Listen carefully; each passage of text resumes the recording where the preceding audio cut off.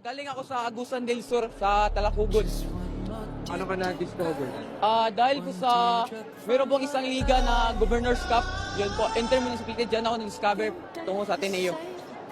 Ilang taon ka na naglalaro ng basketball? Mag-16 po. Mag-16. Naglalaro na ako ng basketball. Ilang taon ka na pa yun? 17. Nakakasimula mo lang. Opo, kasimula ko. Pre, sobrang saya. Hindi ko naman nakakalain na ma-champion kami ng ganito.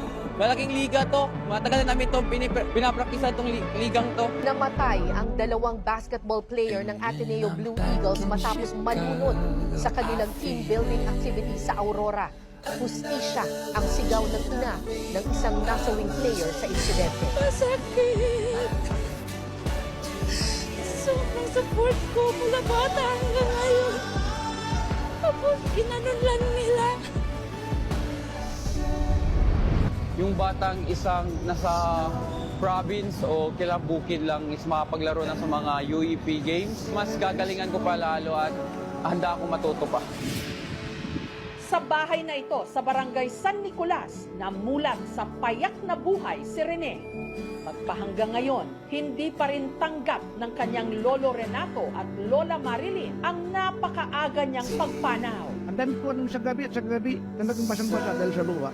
Talagang sayang si Rene. Sayang na sayang talaga. Bit.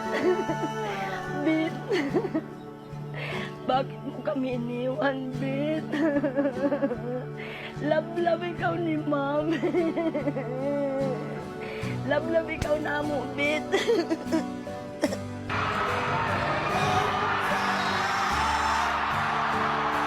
Ginanon lang nila. Kasi kung alam ko lang na may feeling sila na ganyan, Ma'am, kahit mahirap kami, hindi ko yun ipapahamak ng anak ko talaga. Isa sa mga pangarap po ni Bobet ay matutupad. Yung pangarap na nagdala po sa kanya sa Maynila at iwan ang kanyang pamilya rito sa Davao.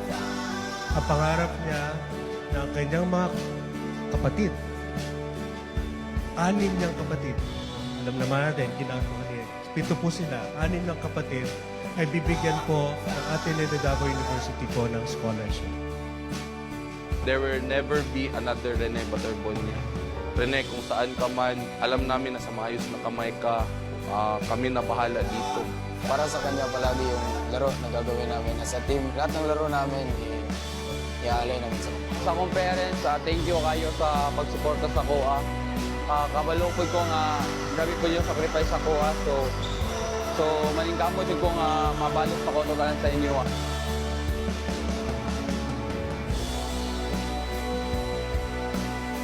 History is made once again. The Davao Eagles have done it again. They are moving on to the gold medal game.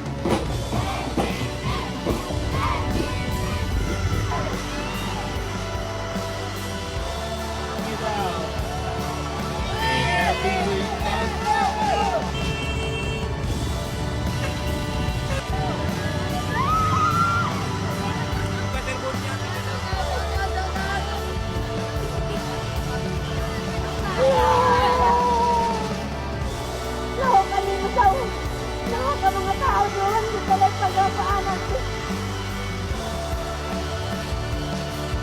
Yung dinadala mong mula 1 month hanggang 9 months, hanggang 1 month na naman pinalaki mo, hindi mo akalain na ganun ba?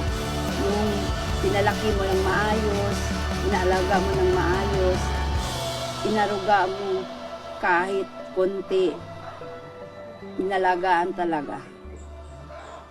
Tapos mawala ng isang kidlat lang.